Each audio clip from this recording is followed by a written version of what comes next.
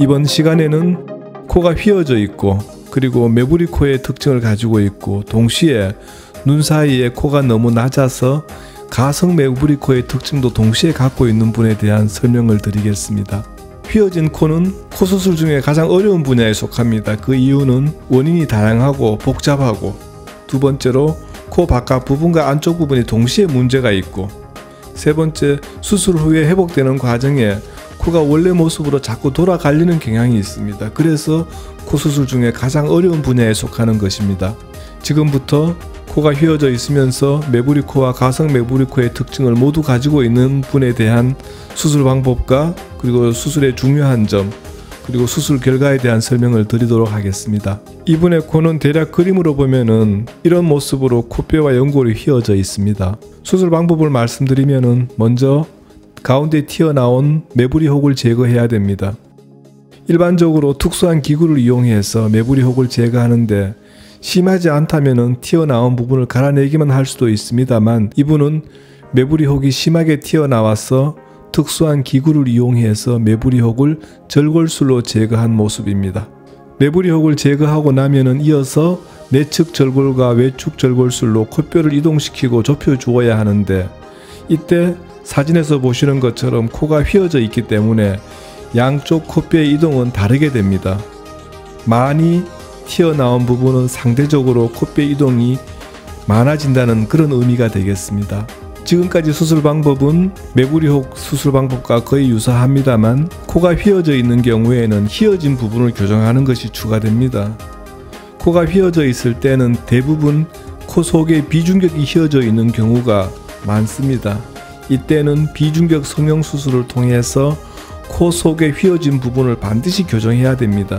코 속을 교정하지 않으면은 바깥 부분을 아무리 잘 교정해도 나중에는 그의 원래 모습으로 돌아가게 됩니다. 비중격 성형수술을 통해서도 휘어진 코의 교정이 부족하다면은 비중격 연골을 채취해서 이 함몰된 부위에 확장 이식을 하게 됩니다. 또 확장 이식으로도 부족하다면은 상비 연골과 비중격 연골을 휘어진 반대쪽으로 회전시켜주는 회전 봉합술도 동시에 하게 됩니다.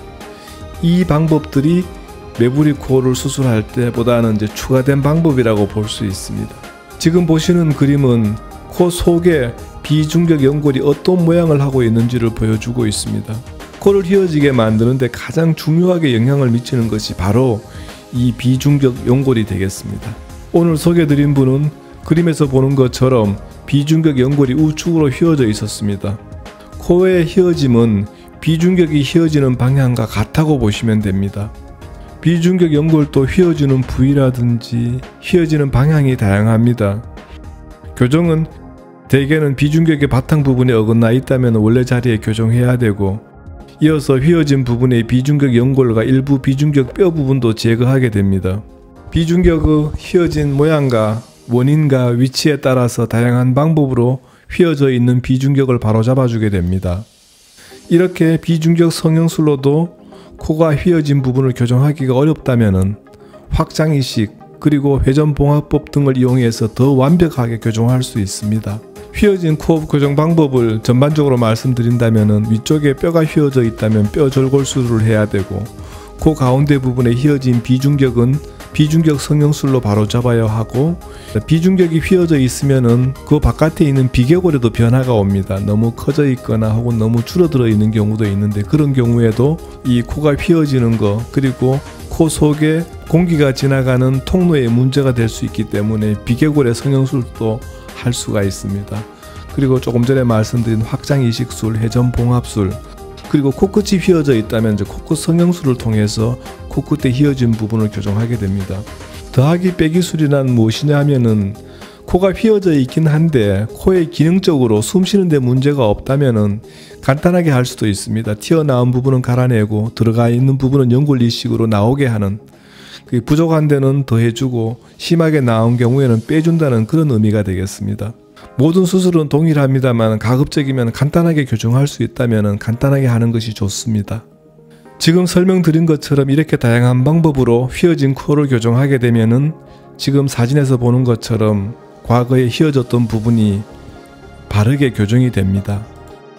수술 직후 옆모습이 되겠습니다. 가성 매부리코 수술 때처럼 눈 사이는 연골로 높이고 매부리코 부분인 튀어나온 혹은 제거하였습니다. 수술 전 모습과 수술 직후 모습입니다. 휘어진 코가 수술 후에 제대로 교정되었는지 확인하는 데는 머리 위쪽에서 보는 것이 가장 정확합니다.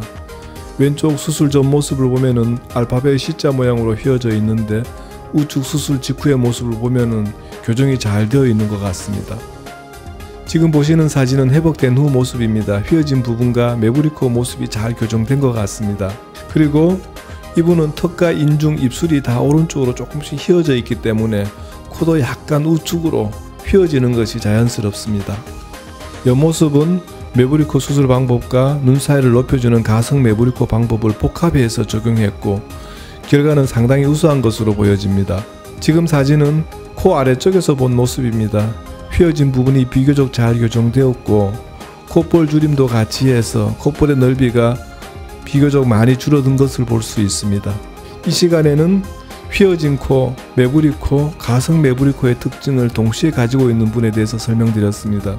오늘 이 시간에 꼭 아셔야 되는 부분은 코 수술 분야에서 가장 어려운 것이 휘어진 코고, 휘어진 코는 원인이 다양하고 여러 조직이 같이 포함되어 있고, 그리고 코 바깥뿐만 아니고 코 내부가 휘어져 있기 때문에 코 바깥 부분과 앞쪽 부분을 같이 수술해야 된다는 것, 그리고 수술 후에 재발의 가능성이 높다는 것, 이런 이유로 휘어진 코는 코 수술에서 가장 어려운 분야에 속합니다. 감사합니다.